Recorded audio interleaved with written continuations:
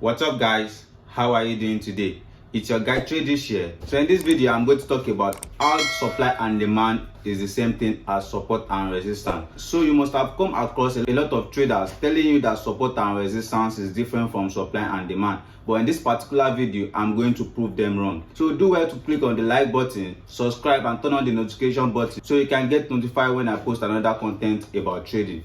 Let's go. So I've gotten tons of messages asking me if support and resistance is the same thing as supply and demand. So in this video I'm going to show you how support and resistance is exactly the same thing as supply and demand. So let's take for instance, in an uptrending market scenario, we have series of higher highs and higher lows, right? Series of higher highs and higher lows. Then once you have a break of market structure, once you have a break of market structure, you're expecting price to come back to your supply zone before moving to a downside, right? So a smart money trader or an ICT trader or whatever trader you want to call yourself, that is based on supply and demand or institutional footprints, which is the order blocks, right?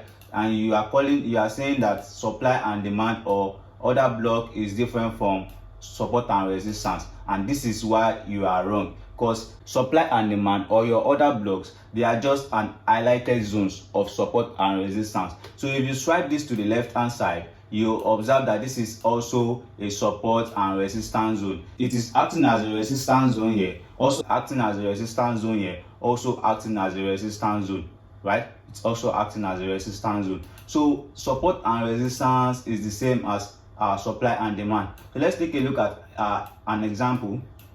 So this is my demand zone. You can see it is just an highlighted support and resistance, but if I swipe it to the left hand side, you observe that this is acting on a major support zone, right? Support. So take a look at this zone for an example. Take a look at what's happening here for an example, right here.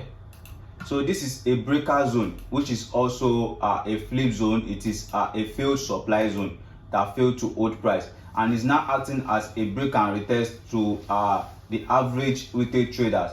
But the smart traders, they call it breaker zone or flip zone. But if you swipe this breaker zone or flip zone to the left, you observe that price is just acting from a major support and resistance zone, right? It is acting from a major support and resistance zone. This is a support zone, right? Support. Price reacted from this area, a kind of chopping market right here, a break of this structure, retested this area, is now turning into a resistance. Price moved to the downside, broke this structure, then retested it back around here. It tested this support, resistance, support, resistance, support, resistance, resistance, and is now acting as another support zone. So support and resistance is the same thing as supply and demand. There's nothing different between supply and demand and support and resistance. Supply and demand are just highlighted zones of support and resistance. The whole zone are support and resistance, while the highlighted one is supply and demand. So if any trader is telling you that supply and demand is different from support and resistance, you can use this video to prove them wrong, right? All right, take a look at this zone for an example. This is a supply zone right here. This is a supply zone right here, right? A supply zone. But when you swipe it to the left, you'll see that it is acting from a major support and resistance, right? Support, right? Support, resistance, support, resistance, resistance, and price is now coming back to our major resistance. So supply and demand is just the same thing as support and resistance. There's nothing different between the two. The supply and demand zones, they are just an highlighted zones of support and resistance, right? Let me show you more example. All right, take a look at this this supply zone as well.